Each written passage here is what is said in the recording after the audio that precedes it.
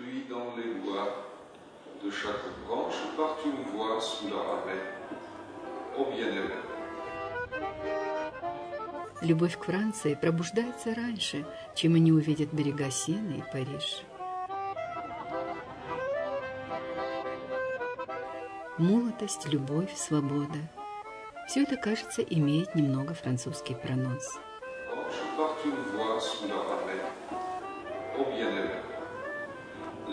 Доктор филологии Тамерлан Камболов изыскан и безупречен, как сам французский язык. Однако за галантными манерами и тонкой фигурой профессора скрывается довольно жесткий, совсем не французский характер, но об этом чуть позже. Профессор кафедры французского языка СОГУ Тамерлан Камболов знает безумно много о звуках, словах, истории, культуре Франции. Но его филологические интересы совсем не замыкаются этим. Труды Камболова хорошо известны современным лингвистам-иронистам в мире. Историю астинского языка ученый рассматривает системно, начиная со свидетельств о первых астинских языковых формах до современного его состояния. Тамерлан Камболов по-новому трактует скифо-сармато-аланскую преемственность в языке. В своих трудах выступает не только как лингвист, но как блестящий историк и культуролог. Возможно, главным, а может быть и единственным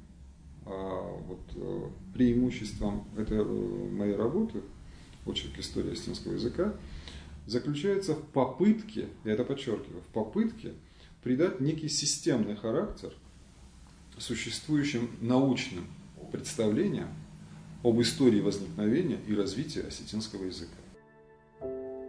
Время от времени Тамерлан Таймуразович покидает свой уютный дом на проспекте Костава в Владикавказе и читает лекции в различных университетах мира. Но самое естественное и любимое его состояние вот такое. Каждый день профессор должен хотя бы немного продвинуться, не сочтите за высокопарность, по пути постижения слова. Этому подчинена вся его жизнь. Помните, в одной древней книге сказано, что вначале было слово. Полагаю, язык – это больше, чем просто средство общения. Язык совершенно не случайно является и признается абсолютно большинством исследователей и языка, и культуры главным средством передачи из поколения в поколение не индивидуальной информации, не индивидуального жизненного опыта, а опыта жизни целых десятков и сотен поколений данного народа, жизненного, исторического, социального опыта, накопленного данным народом, носителем этого языка. Таким образом, язык является средством формирования, если угодно, нации, средством сохранения нации и средством продления его существования, его жизни в веках и в тысячелетиях. Кажется, сама судьба готовила Тамерлана Камболова к карьере ученого лингвиста. Он родился в Хазнедоне, в семье лесника. Непростого, надо сказать. Несмотря на свое далекое от филологии занятие, Таймураз Камболов самостоятельно изучил иностранный язык. Мать Мария Тимбулатовна – преподаватель английского языка в школе. Совершенно естественно, что Тамерлан Камболов учился на французском отделении факультета иностранных языков СОГУ. Окончил его с отличием. В университете он встретил свою любовь, верную спутницу жизни. Затем была блестящая учеба в аспирантуре при Ленинградском государственном университете. Досрочная защита кандидатской диссертации. Работа в качестве переводчика в Алжире. И возвращение домой в 1992 году в лоно родного университета. За короткое время он прошел путь от старшего преподавателя до декана факультета. Спустя 10 лет Тамерлан Таймуразович с не меньшим успехом защищает докторскую диссертацию. Семью Камболовых без всякого преувеличения можно назвать небольшим филологическим обществом. В равной степени в ней звучит осетинская, английская и французская речь. Рима Лебековна – директор Владикавказского гуманитарного лицея. Дочь Камболовых, Дзераса, и сын Алан окончили факультет иностранных языков, который в свое время окончили родители. Алан даже некоторое время преподавал английский в университете. Но затем приобрел второе образование, экономическое, и ушел в бизнес. Последует ли по филологическим стопам дедушки горячо любимая внучка Лаура, сказать сложно. Пока она общая любимица в доме и единственная женщина в жизни Тамерлана Камболова, чьи капризы он исполняет безоговорочно и которая имеет над его сердцем безграничную власть. В нашем элитарном журнале «Дарьял» стали печататься ваши рассказы, и эти рассказы вызвали довольно живой отклик у взыскательной публики. А что вас заставило, собственно, взяться за писательское перо? То, что касается этих рассказов, да, я попробовал себя в этой новой ипостаси. Дело в том, что я всегда с большим пиететом относился к литературному творчеству. И подлинное литературное творчество всегда вызывало во мне большое уважение, преклонение. И я думаю, что одной из важнейших форм вообще культуры является именно литература. Может быть, самое важное и самый, знаете, здесь есть еще такой и аспект важный с исследовательской точки зрения. Вообще проникнуть в духовный мир человека очень сложно. Это вещь эфемерная, это вещь реально фактически несуществующая. Да? Она существует где-то у нас в сознании, где-то в душах, в головах. И проследить духовную жизнь человека, общества, народа можно только по тем артефактам, в которых человек оставляет следы своего внутреннего «я», своего духовного существования. Пока никто мне не сказал эту сакраментальную фразу о том, что если можешь не писать, не пиши, значит, вот это вселяет какой-то оптимизм в том, что этот опыт оказался пока удачным. Попробуем дальше свое перо. В не меньшей степени, чем история астинского языка, профессора Камболова волнует современное состояние его родного языка. Он хорошо известен как реформатор национальной языковой политики. Филологам хорошо известно, что время от времени с лица земли стирается какой-нибудь язык. И этим языком, как правило, начинают заниматься только профессионалы, лингвисты, а в живом обиходе его уже не бывает. Неужели астинский язык тоже подошел к своему такому печальному финишу? Народ, который отстоял свою самобытность, завоевал право быть самим собой, отдав за это тысячи и тысячи жизней лучших сынов, в 21 веке может не в кровопролитном бою, не в столкновении с полчищами иноземных врагов, а в рутинной повседневной жизни, в потоке цивилизации, да? В потоке цивилизации. Да, утонуть просто. Утонуть, раствориться, да. вот именно так незаметно утратить потерять свое лицо, потерять свою культуру, Да. потерять самое себя. Публикации Тамерлана Камболова в прессе, книги, выступления на различных научных и общественных форумах исполнены тревоги за судьбу астинского языка и современное состояние культуры астинского народа. С трибуны ЮНЕСКО в 2003 году Тамерлан Камболов с группой единомышленников говорил о проблемах астинского языка. Выступление ученого нашло понимание и поддержку международной организации. Проблема гармонизации языков и образования в рамках многонационального государства сегодня актуальна для большинства стран мира.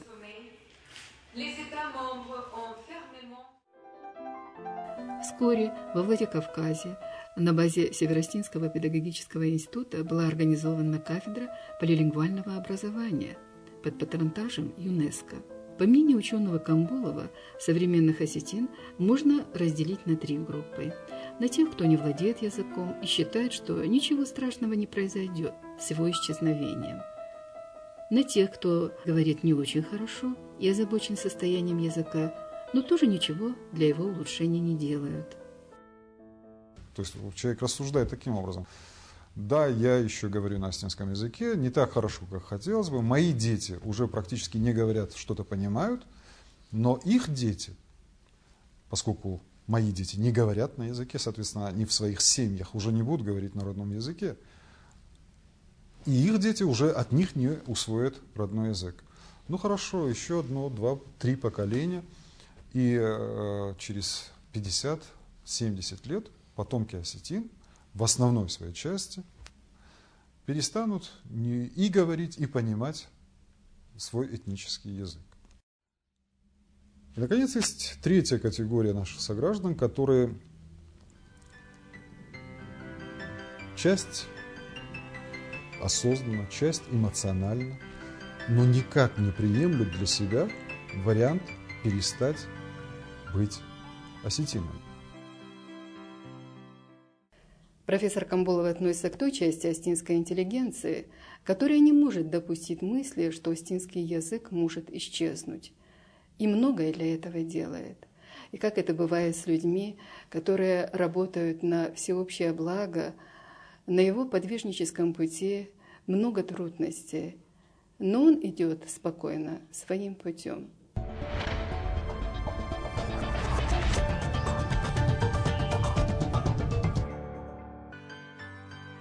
Профессор Камбулов является одним из авторов законодательства о языках Республики Северная Осетия-Алания и проекта государственной программы «Остинский язык», разработанной по аналогии с федеральной целевой программой «Русский язык». Есть вещи, с потерей которых нация может временно хотя бы, но смириться. Можно потерять свое экономическое положение, экономические какие-то свои позиции. Можно потерять даже свои политические позиции. Но есть, вот выражаясь военным языком, есть невосполнимые потери.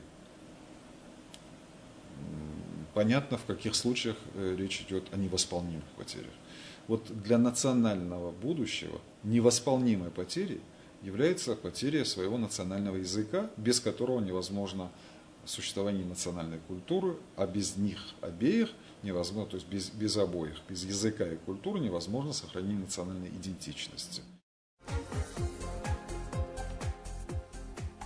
Тамерлан Камбулов возглавил в Североостинском педагогическом институте кафедру ЮНЕСКО по полилингвальному образованию с одной целью – научить детей читать, писать, думать на остинском языке.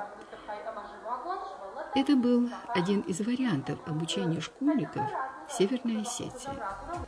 Тогда многие родители встретили это новшество настороженно. «Зачем?» – говорили одни. «Это невозможно, чтобы ребенок учил математику на остинском».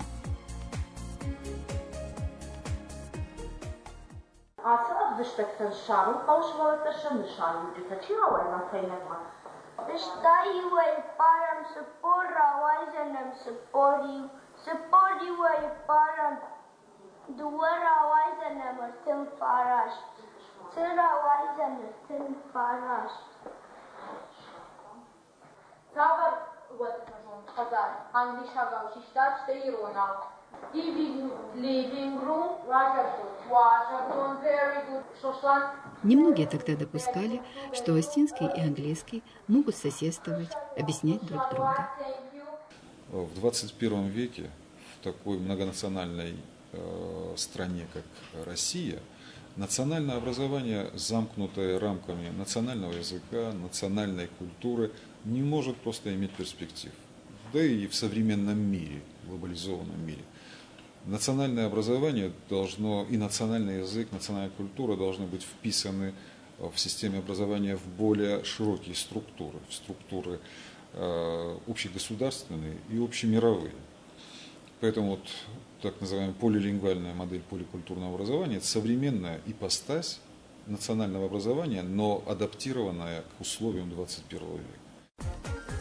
И уже в течение первых 4 лет было открыто более 20 классов полилингвального образования в школах районов и в столице республики.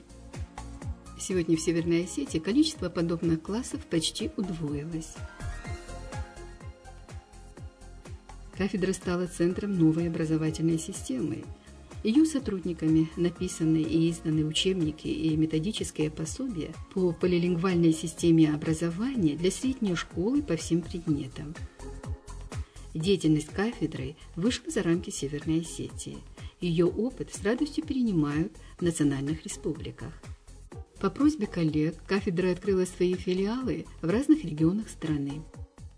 В Юго-Осетинском университете открыт филиал кафедры. Филиалы кафедры открыты в Башкортостане, в Татарстане, в Чеченской республике и в республике Карачаево-Черкесия. Скажем, в Татарстане учебники по полилингвальному образованию пишут по той же модели, что во Владикавказе. С большим интересом владикавказский опыт полилингвального образования внедряется в Чеченской республике. Высокую оценку система поликультурного образования в Северной Осетии получила и на федеральном уровне. В 2009 году мы выиграли в конкурсе федеральной целевой программы развития образования на тему «Поликультурное образование как основа формирования российской гражданской идентичности». Сейчас реализуем в качестве федерального лидера формирование образовательной системы, которая решает вопросы не только развития и сохранения этнокультурной идентичности школьников, но и формирования из них граждан России. И очень важно, что эта образовательная модель стала рассматриваться как эффективная и перспективная не только для национальных регионов страны, но и для традиционных русско-титульных регионов. Коллектив кафедры принял участие в конкурсе грантов совместной программы Совета Европы и Европейской комиссии.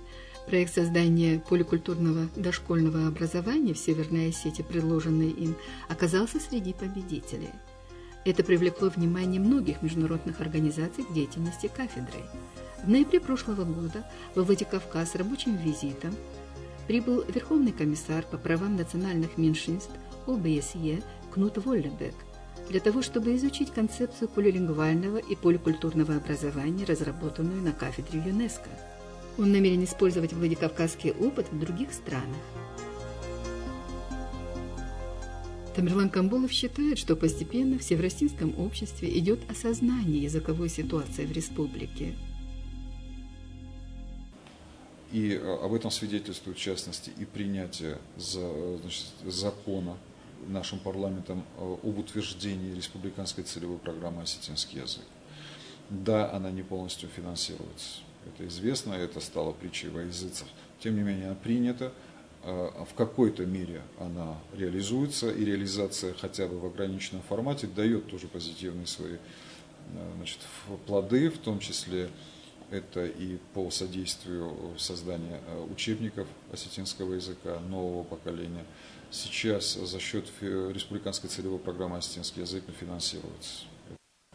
Отдельный проект по созданию, по переводу на осетинский язык и дублированию мультфильмов и научно-популярных, возможно, даже художественных фильмов на осетинский язык, для того, чтобы обеспечить хорошим контентом осетиноязычное телепространство.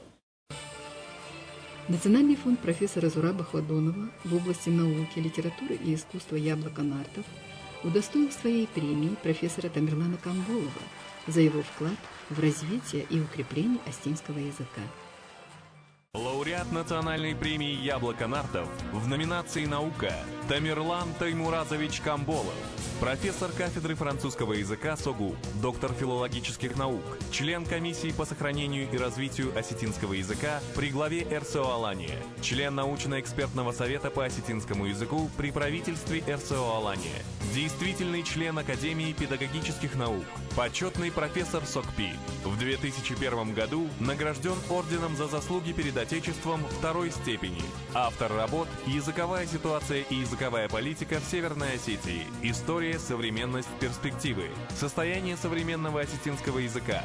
Опыт языковой политики и приоритеты языкового строительства в РСО-Алании. Очерк истории осетинского языка.